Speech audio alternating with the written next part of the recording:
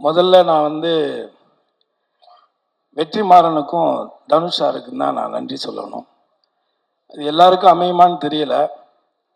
அவனை ஒரு நடிகனாக அடையாளப்படுத்திய வெற்றிமாறனும் அவனுக்குள்ள ஒரு திறமை இருக்கிறங்கிறத கண்டுபிடிச்சி, நீ டைரக்ஷன் கற்றுக்க, என் கூட இருந்து வேலையை கற்றுக்கன்னு சொல்லி அவனை ஒரு புள்ள மாதிரி கூடவே வச்சிருந்து அவனுக்கு இயக்கத்தை கற்றுக் கொடுத்த தனுஷ், 2 பேரும் இந்த இடத்துல ஒன்றா இருந்து அவனுக்கு இப்படி ஒரு நிகழ்ச்சி நடத்துறதுங்கிறது இது எத்தனை பேருக்கு அமையும் அப்படின்னு எனக்கு தெரியல. முதல்ல என் வாழ்நாள் நன்றியை அவங்க 2 பேருக்கு நான் தெரிவிச்சுக்கிறேன். நான் இதே தனுஷை வந்து திருடாத்திரியில் தான் முதல் நான் சந்தித்தேன். அப்போ அவருக்கு ஒரு 18 வயசு இருக்கும். 18 வயசு 19 வயசு தான் இருக்கும். இன்னைக்கு நான் அவரை எப்படி நம்ம எல்லாம் பார்க்குறோம் அப்படிங்கிறது இருக்குது. அன்னைக்கு இதே தனுஷ் அன்னைக்கு இருந்த சூழ்நிலையில் அன்னைக்கு காதல் கொண்டேன் படம் ரிலீஸ் ஆகலை. ஆனால் காதல் கொண்டனுடைய பர்ஃபார்மன்ஸை பார்த்துட்டு நான் அவங்க அண்ணன் டைரக்டர்கிட்ட ஃபோன் பண்ணேன். நீங்கள் ஒரு இந்திய சினிமாவுக்கு, தமிழ் சினிமாவுக்கு ஒரு மிகச்சிறந்த நடிகனை கொடுத்துருக்கிறீங்கன்னு தான் நான் சொன்னேன். இதை வந்து காதல் கொண்டேனில் சொன்னேன்.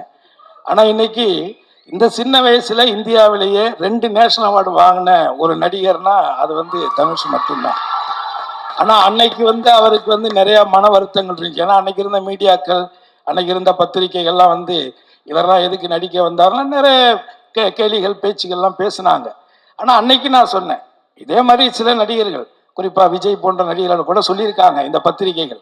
ஆனால் அவங்களோட அட்டைப்படம் நம்ம பத்திரிகையில் வராதாங்கிற காத்துக்கிட்டு இருக்கிற காலங்கள் இன்னைக்கு நடந்துகிட்டு இருக்கு. இதே சூழல் நிச்சயமா உங்களுக்கும் வரும் அப்படின்னு நான் இன்னைக்கு நம்பினேன். அவர் மேலே இருந்த அந்த திறமையின் மேலே இருந்த நம்பிக்கையில். ஸோ அப்பேற்பட்ட ஒரு ஆக சிறந்த, இன்னைக்கு தேசிய அளவில் பல விருதுகளை பெற்ற இயக்குனர் வெற்றிமாறன், அவருடைய முதல் கதை பொல்லாதவன். அந்த பொல்லாதவன் கதையிலிருந்து நான் அவர் கூட டிராவல் பண்ணுறேன். அந்த படத்தில் நான் நடித்தேன். ஆனால் அதுக்கப்புறம் எந்த படத்துலையும் அவர் என்னை நடிக்க கூப்பிடலை, அது வேற.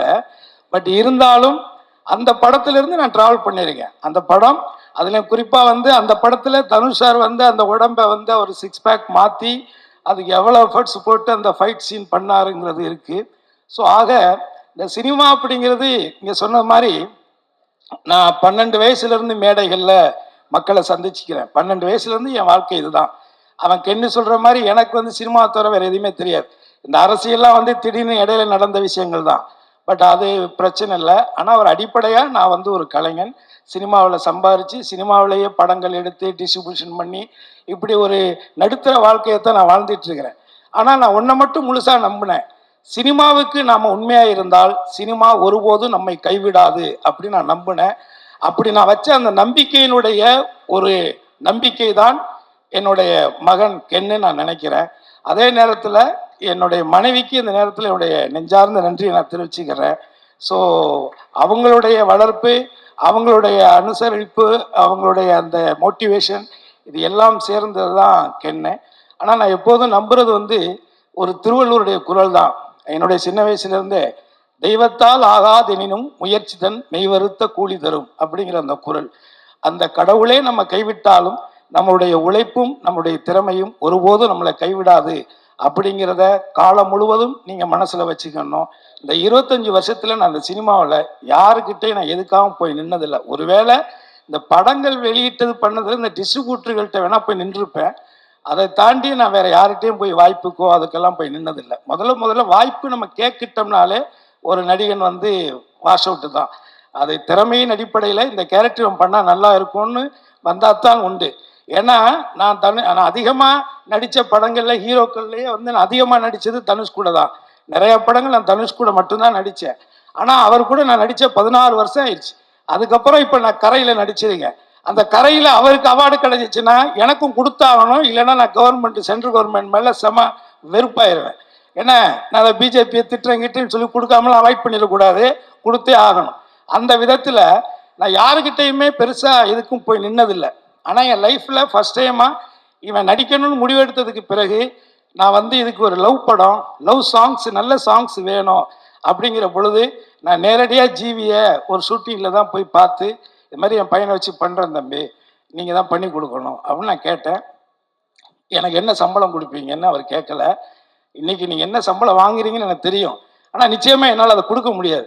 ஆனால் ஏதாவது நான் என்னாவது பண்ணுறேன் அப்படின்னு சொல்லும் பொழுது அதெல்லாம் ஒன்றும் வேண்டாம், உங்களுக்காக கென்னுக்காக நான் இந்த படம் ஃப்ரீயாக பண்ணுறேன் அப்படின்னு இந்த 25 வருஷத்தில் எனக்கு இந்த சினிமாவில் இந்த ஒரு வார்த்தை, இன்னைக்கு எப்படி பார்த்தாலும் அவர் பண்ணுற படங்கள், இப்போ தனுஷார் கூட எல்லாம் இப்போ படம் பண்ணிக்கிட்டு இருக்காங்க. அந்த படங்கள் அவர் என்ன சம்பளம் வாங்குறாருன்னு தெரியும். நம்ம சொன்னால் ஐடி பிரச்சனை வந்துடும், அதனால நம்ம சொல்லக்கூடாது.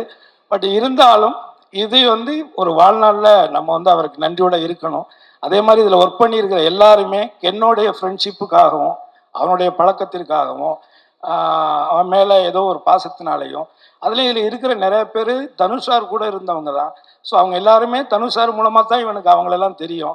இப்படி எல்லாருமே சேர்ந்து இதில் வந்து அவனுக்கு ஒரு சப்போர்ட்டாக இருந்திருக்கிறீங்க. இதில் ஒர்க் பண்ண ஒரு லைட்மேன்லேருந்து, ஒரு ஆர்ட் டைரக்டர் அசிஸ்டன்ட்லேருந்து, ஒரு ப்ரொடக்ஷனில் பாத்திரங்கள் ஒரு அம்மாவிலேருந்து அத்தனை பேருக்கும் என்னுடைய குடும்பத்தின் சார்பாக என் சார்பாக நான் நன்றியை தெரிவிச்சுக்கிறேன். அதே நேரத்தில் இந்த படத்தில் முக்கியமான ஒரு கதாநாயகன் இந்த படத்தினுடைய கேமராமேன்.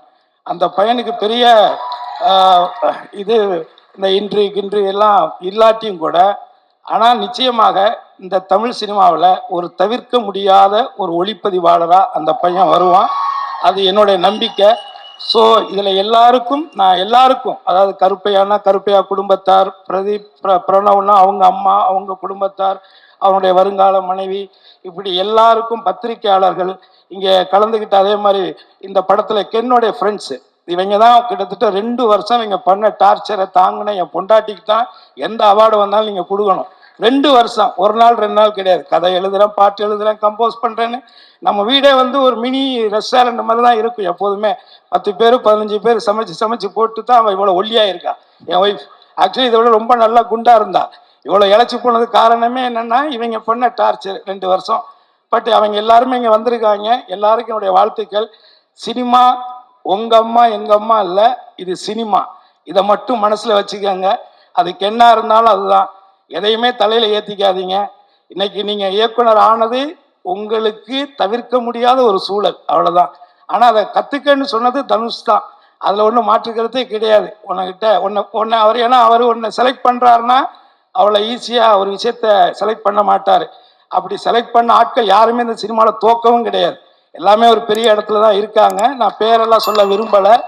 ஆனால் அந்த அந்த அந்த ஜட்ஜ்மெண்ட் அவர்கிட்ட இருக்குது. அதுவும் போக நான் எத்தனை வருஷம் கழித்து பார்த்துட்டு நான் கென்னுக்கிட்ட கூட சொன்னேன், எப்போ நான் பார்த்தேன், எத்தனை வருஷம் ஆச்சு, இத்தனை வருஷத்தில் இன்னமும் சினிமாவை தவிர வேறு எந்த சிந்தனையுமே இல்லாத ஒரு நடிகன் தனுஷுங்க. இதுக்கு மேலே நான் எதுவும் சொல்ல விரும்பலை. பட் ஆகவே உங்கள் எல்லாருக்குமே என்னுடைய நன்றி. நான் நிறைய நேரத்தை எடுத்துக்கிட்டேன்னு நினைக்கிறேன். எனிவே, ஒரு வள்ளுவருடைய ஒரு குறள் இருக்கு, அது ஈன்ற பொழுதில் பெரிதுவக்கும் தன் மகனை சான்றோன் என கேட்ட தாய் அப்படின்னு ஒரு வள்ளுவருடைய குறள். இதை விட என்னுடைய மனைவிக்கு ஒரு பெரிய சந்தோஷத்தை அவன் பிள்ளையாக அவன் கொடுக்க முடியாதுன்னு நான் நினைக்கிறேன். Really I am proud of you my dear Sun.